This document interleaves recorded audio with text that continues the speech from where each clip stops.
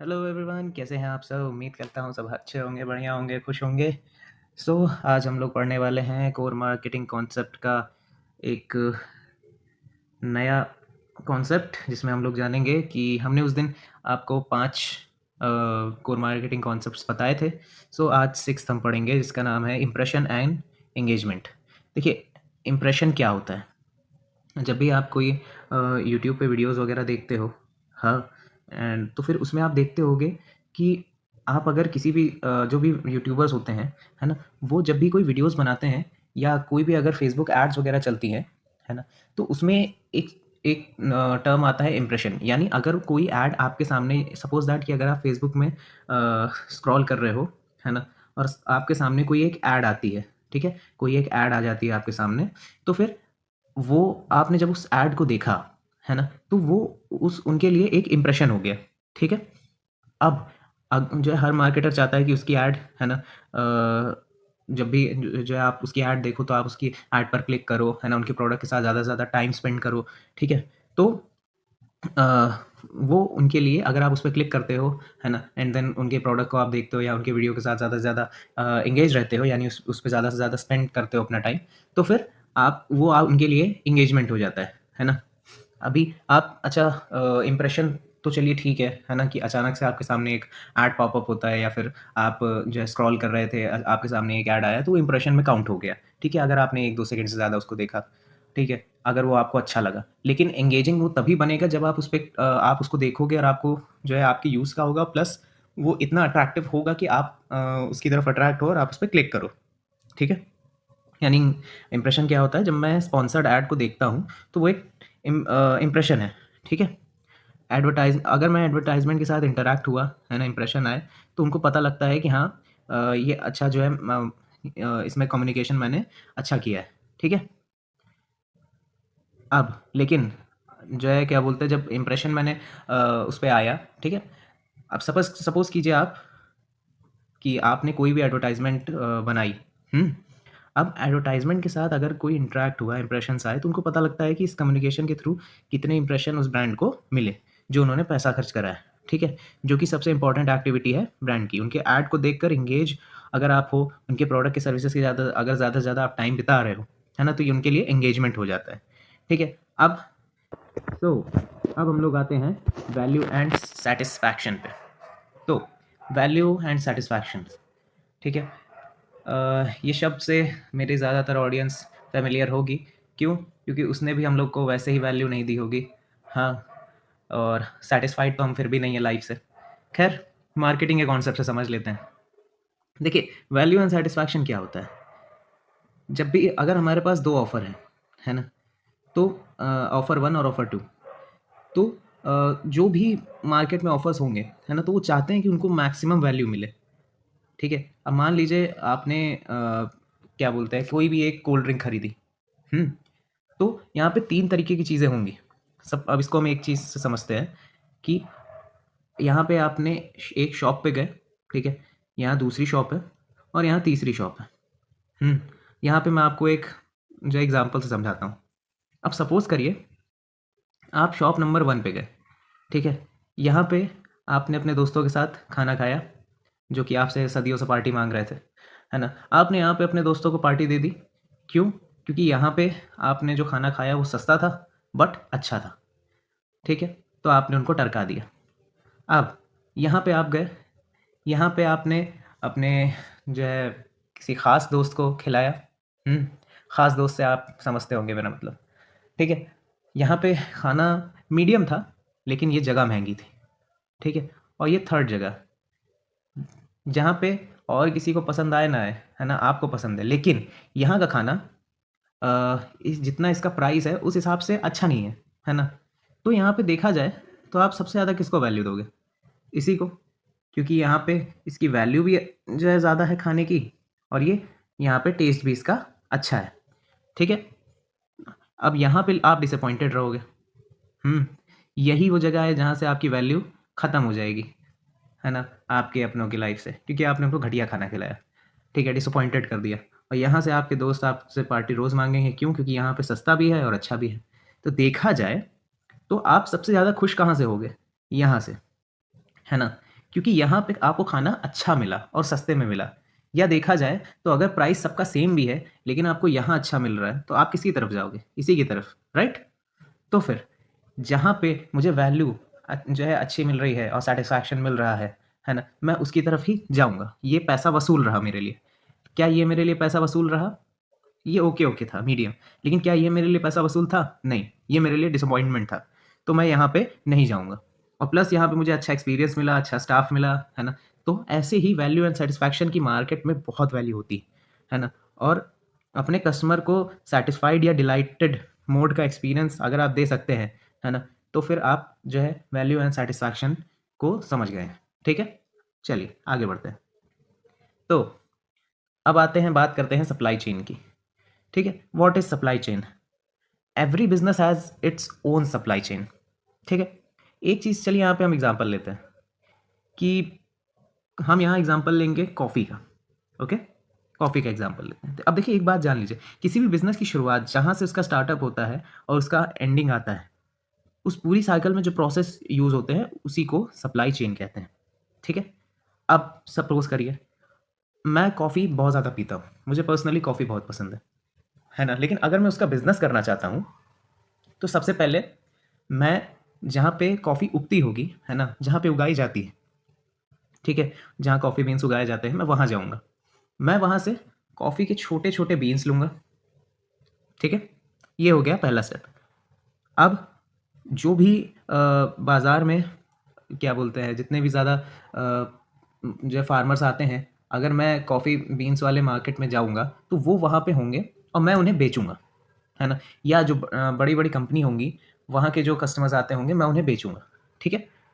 Processing के लिए traders को बेचते हैं या प्रोसेसिंग यूनिट को बेचते हैं, जहाँ पर उनका प्रोसेस होता है। फिर प्रोसेस के बाद क्या होगा? इन्हें धोया जाएगा, है ना? इन्हें सुखाया जाएगा, इन्हें पैक किया जाएगा, इन्हें शिप किया जाएगा। फिर ये जाएँगे, है ना, डिस्ट्रीब्यूटर, होलसेलर या ट्रांसपोर्टर्स के पास, या फिर, है ना, फिर इसके बाद फाइनल स्टेज आएगा, जहाँ पे या तो कंज्यूमर इसको डायरेक्ट खरीद लेगा या फिर स्टारबक्स या ऐसे ढेर सारे जो कॉफ़ीज़ वाले ब्रांड हैं, वो इन्हें ले लेंगे। तो देखा जाए, है ना? तो इस तरह पूरी की पूरी एक सप्लाई चेन बनती है। सबसे पहला स्टेप हमने क्या किया, है ना? देखा जाए तो कॉफ़ी बीन्स, जो किसान होंगे वो कॉफ़ी बीन्स को निकालेंगे। उसके बाद जो है जितने भी मार्केटर्स होंगे, है ना, वो उनके पास जाएँगे, उन्हें बेचेंगे। फिर वो लोग उसे खरीदेंगे, फिर उसे खरीद के, है ना, वो उसको जो है धोएँगे, सुखाएँगे, है ना, रोस्ट करेंगे। उसके बाद हो सकता है उसको वो लोग क्या बोलते हैं, ड्राई रोस्ट करके पीस के जो है वैसे में बेच दें, या फिर कॉफ़ी बीन्स को डायरेक्ट बेच दें, है ना? उसके बाद यहाँ हमारे मार्केटर्स, होलसेलर्स के पास आएगा। फिर उसके बाद जो है होलसेलर से कई लोग होते हैं जो डायरेक्ट कस्टमर्स भी खरीद लेते हैं, और कई होते हैं जो मैंने जैसे कि बताया, बड़ी-बड़ी कंपनियाँ जो कॉफ़ीज़ बनाती हैं, वो खरीद सकती हैं। तो ऐसे ही पूरी एक सप्लाई चेन काम करती है, करेक्ट? चलिए नेक्स्ट टॉपिक पे आते हैं। तो अब यहाँ पे आते हैं हम मार्केटिंग कॉन्सेप्ट्स के 9 कॉन्सेप्ट पे। इसका नाम है कंपटीशन या कॉम्पिटिटर्स। सबसे इम्पोर्टेंट होता है अपने कॉम्पिटिटर्स को देखना और उस मार्केट के ऊपर पूरी नज़र बनाए रखना। अब कंपटीशन क्या होता है ना? सब जानते हैं। हमारा कंपटीशन चाहे स्कूल हो, तो वहाँ पे हमारा कंपटीशन करने आ जाते हैं रिश्तेदार, है ना? उनके बच्चे हमारे कंपटीशन होते हैं। हालाँकि हम आपने अभी ये रैप सुना होगा, इसमें बहुत फेमस सिंगर है बादशाह, उन्होंने एक लाइन कही थी, क्यों पड़े हो चक्कर में, कोई नहीं है टक्कर में। शायद मैं गलत नहीं हूँ, है ना? तो यही बात है ना? कंपटीशन, अगर आप मार्केट में कोई भी बिज़नेस कर रहे हो, चाहे वो एजुकेशन का हो, चाहे वो कोई भी नीश हो, है ना? तो आपको अपने कॉम्पिटिटर्स पर एक अच्छी खासी नज़र बनाए रखनी है ना? नज़र लगानी नहीं है, वो रिश्तेदारों का और हेटर्स का काम होता है, आपको नज़र बनाए रखनी है ना? और यहाँ पे नज़र बनाए रखने से मेरा मतलब है कि आपको देखना है कि वो जो काम कर रहे हैं, उसका एनालिसिस आपको करना है। पहले ही बता दूँ, कॉपी नहीं करना है, एनालिसिस करना है कि हाँ, अगर वो ऐसा कर रहे हैं तो हम क्या कर सकते हैं, है ना? हमें ये नहीं कि हाँ, वो ऐसा कर रहे हैं तो हम भी ऐसा करते हैं, है ना? तो ये नहीं होता। एवरी बिज़नेस प्रोडक्ट और service has to face competitor और कॉम्पिटिशन इन मार्केट, ठीक है? Every marketer must keep regular watch on their competitor and their product services offerings to keep themselves ahead or of competition, ठीक है? अभी अगर आपकी कोई डिजिटल मार्केटिंग कंपनी है, आपकी कोई वेबसाइट है या कुछ भी है ना? आप कोई यूट्यूबर भी हो, तो आप अपने आस-पास के लोगों को देखोगे, करेक्ट? वरना अगर आप जो है अपने आस-पास के लोगों को नहीं देखोगे, हाँ, और उनकी एनालिसिस आप नहीं करोगे, तो फिर जो है आप सिर्फ यही सोचोगे कि हाँ मैं जो कर रहा हूँ वही सही है, अदरवाइज बाकी सब गलत है ना? आपको एक अच्छी एनालिसिस नहीं मिल पाएगी। तो एक अच्छी एनालिसिस बनाने के लिए, मार्केट का एक अच्छा अंदाज़ा बनाने के लिए कि मार्केट में आखिर चल क्या रहा है, आप अपने कॉम्पिटिशन की से देख सकते हो, उनकी चीज़ों को समझ सकते हो, ठीक है? और उनसे सीख ले सकते हो। ठीक है, जब मुझे मेरे कॉम्पिटिटर्स मार्केट में जो है प्रोडक्ट की नॉलेज होगी, है ना, मैं उनको देखूंगा तो मुझे जो है मार्केट में अवेयरनेस जो है ज़्यादा से ज़्यादा दिखेगी। जब तक आप एनालिसिस नहीं करोगे, आप अच्छी ऑफरिंग नहीं बनाओगे। आप अच्छी ऑफरिंग नहीं बनाओगे तो आप ज़्यादा सेल नहीं कर पाओगे, या आप ज़्यादा से ज़्यादा लोगों तक पहुँच नहीं पाओगे। ठीक है, अब आगे बढ़ते हैं। तो अब आते हैं 10वें कॉन्सेप्ट पर, जिसका नाम है मार्केटिंग इन्वायरमेंट। ठीक है, देखिए मार्केटिंग इन्वायरमेंट क्या होता है ना? ये दो तरीके के इन्वायरमेंट होते हैं। पहली बात कि जो है आसपास का माहौल कैसा है आपका मार्केट का। पहला टास्क इन्वायरमेंट और दूसरा ब्रॉड इन्वायरमेंट। ठीक है, इस बेसिस पर आपको अपनी कंपनी के डिसीजंस लेने चाहिए। टास्क इन्वायरमेंट क्या होता है? देखिए टास्क इन्वायरमेंट में कौन कौन आता है? Produce, distribute, promote, suppliers, distributors, dealers, customers, financial investors और प्रमोटर्स, एम्प्लॉय एक्सेट्रा।